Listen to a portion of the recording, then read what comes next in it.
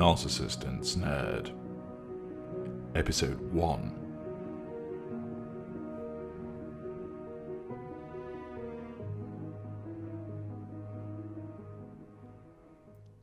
You've won. That was what she had said. He had won. Peter was gone. She had chosen Wynne, and was finally free of the sadistic bully that she had spent 20 years with. Wynne didn't dare to believe what he had heard. "Well, please say something," said Ashleigh down the phone. I just didn't expect you to do it. Not so close to Christmas. I couldn't stand another day with him. That's why I decided to tell him, she admitted. Wynne felt excitement surging through his body. This was one early Christmas present that he had not expected.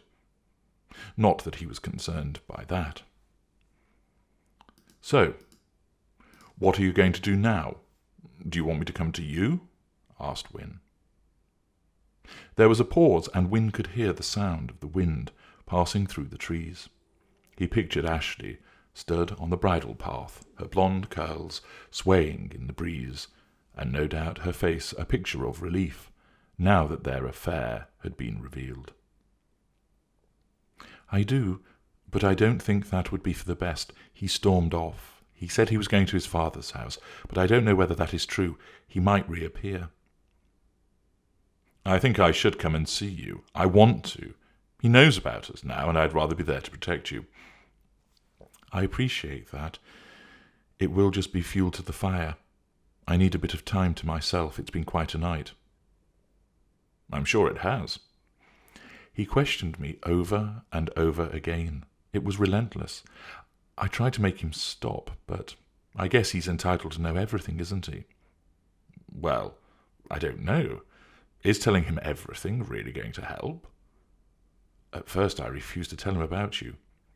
"I see. So what happened?" "Well, as I said, he said that I'd been acting strangely, and that I looked too good, too immaculate when I arrived home." "I don't understand that. You're usually home before him, aren't you? You have probably got changed and showered anyway, by the time he would get home." "Well, yes, you're right. That's what I thought." But he was adamant about the point. "Go on." "He wanted to know how long it had gone on for." I told him 3 months. "He kept saying that he thought it had been going on for longer than that," said Ashleigh. "Why would he say that?" "He said it will have started when I went back to work in June after maternity leave. He said that he knew he couldn't trust me to go back to work. At first, he thought it was somebody that I work with at Novo Bank." "Well, he is half right. It is someone who did work with you there." "Yes. He kept pressing me as to who you were, and in the end, I told him." "What did you say about me?" "I just told him your name, and that you were someone I had known for a long time." "Is that it?" "Yes, I didn't say where you lived, or where you worked. He did ask, but I refused to tell him that, saying it didn't matter." "What else did he ask?" Wynne wished he'd been privy to the conversation. He imagined it would have been unpleasant and savage. Nobody liked to have the dirty done on them, but he should imagine that an egomaniac like Peter would have gone ballistic at learning that his trophy wife had chosen someone else.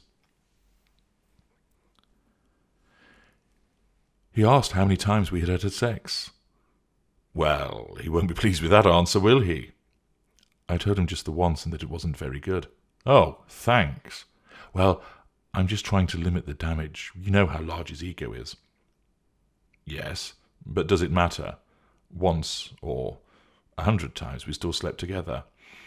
I know. I just need to handle him in the right way. He asked if we used a condom, so if he asks, you just say you did." "What?" "Just say you used a condom if he asks you." "Why would he ask me that?" "He'll be terrified that he caught something." "Well, I've not got anything," remarked Wynne indignantly. "I know that, but he doesn't. So fucking what? I don't care what he thinks. Just do it for me, please. Come on, Ashleigh. First of all, is he really going to come and see me? He's no idea where I live. And even if he did turn up, I might not even open the door to him. He's history now. He's finished. He needs to get a grip and realise that he has paid the price for years of being a total bastard to you. It is his loss. Secondly, if he did somehow end up speaking to me, do I seriously think he's going to ask me about whether I used a condom? Knowing him, yes. Well, I will happily tell him that I fucked you scores of times, and I'll tell him where and how. Why do that? So he knows how much we belong together and want one another, answered Wynne. We both know that. Does it really help him knowing that? Well, he's brought this on himself. He has to suffer the consequences, Ashleigh. I know. It's just, well, you know, I've broken his heart. He doesn't have one. That's true enough. I don't know. I just want this to go as smoothly as possible. I don't need the drama. I've had enough of that living with him. Sure, I can understand that. He might be coming for you. He said he was going to break your legs, suggested Ashleigh. He doesn't know where I live. Still, if he turns up, I'll be happy to put him straight on his behaviour towards you. He doesn't frighten me. I'll kick him all over the place if he turns up here and wants trouble. He does judo, you know. Well, he used to. I'll still deal with him. To be honest, I very much doubt that he'll come near me. I wouldn't be so sure of that. He was raging. Well, yes, he would have been angry, because he's made to look a fool. He doesn't care what you want, does he? He's just concerned with how it makes him look. He'll be annoyed because he won't appear to have the perfect home life anymore. Yes, you're right. You always work it out. You're so clever, Ian. I'm glad you think so. Has this really happened? I'm not dreaming, am I? Asked Ashleigh. No, you're not. You're now free of him and his poisonous influence. I hope so. I really do. I want to be with you now. I just want to close this horrible chapter and move on. You know, I'm not at all tired. I feel invigorated, actually. That's good. It's most likely the relief. This has hung over you for such a long time, suggested Wynne. True.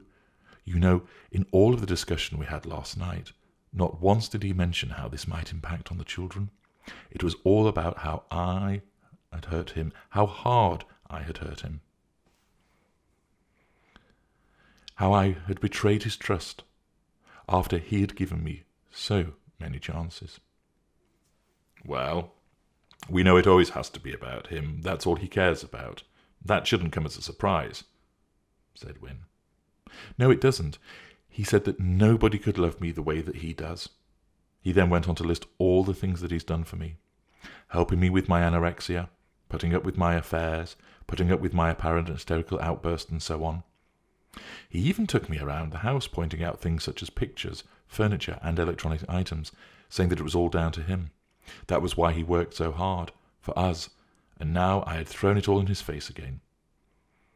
He seems to forget your contribution to the family, both material and financial, and maternal, pointed out Wynne. I know, she gave a sigh. Wynne fought to keep his elation under control. He hadn't expected this moment to happen at all, and he certainly hadn't envisaged this monumental change now. He sensed that Ashleigh actually felt sorry for Peter. It was understandable. He always managed to drag her into thinking about him rather than herself. Wynne often wondered if she knew who she was anymore. Look, are you sure you don't want me to come down there? We could go out and do the shopping anyway. It'll take your mind off things, he asked hopefully. No, it's okay. I'd rather be here today. I need to process what has happened. I never thought I would be able to do it. Thank you. Thank you for giving me the strength to get away from him. God, I feel like a drink. Bit early for that. Not when you've been up all night. You should get some sleep. You need to ensure you're feeling strong in case he comes back at some point. Do you think he will? Asked Ashleigh, her tone changing to one of alarm. I fear it's likely. After all, it is his house as well. I thought he'd gone, though. He said he was leaving. I suspect he only meant that in terms of going to his father's house. Really? Damn him! I thought it seemed a little bit too easy, him just walking off and never to return. Well, I, of course, have never met him, but from what you've described of him, I think he's going to lash out at you. Yes, that's his usual method of trying to win the argument when he knows he's losing. It might be worthwhile getting somebody to come over to your house, just so you aren't alone, suggested Wynne. Sarah will be back with Christopher after dropping Amelia off. She could tell something was going on. I can talk to her. She will be with me all day. He won't cause any trouble when she is here. It's when she leaves this evening. That is when I'll be worried. You know, I will be available. You just need to say. You are a star. You really are. I just think it'll inflame things if you're here, especially so soon. Let me handle him. I've had to for years, haven't I? Well, if you're sure about that, I am. Look, I'm going to try and get some sleep. I'll call you later. You're best not calling, just in case he's returned. I'll call you. Is that okay? Yes, of course it is. I love you. I love you too. I hope I can get through this. You can. I will help you, reassured Wynne. I know. I can count on you. You're the only one I can. I'll speak to you later. All right. Bye. Bye.